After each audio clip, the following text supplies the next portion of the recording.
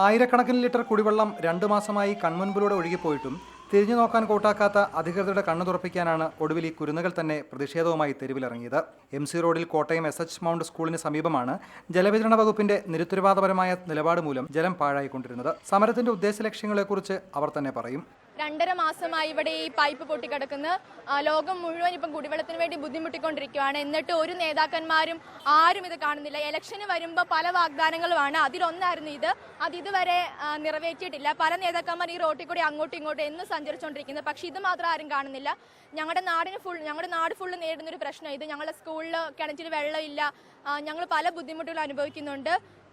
ഇതുവരെ ആരും വന്ന് തിരിഞ്ഞു നോക്കാത്തതുകൊണ്ട് ഞങ്ങൾ തന്നെ നേരിട്ടിറങ്ങിയത്.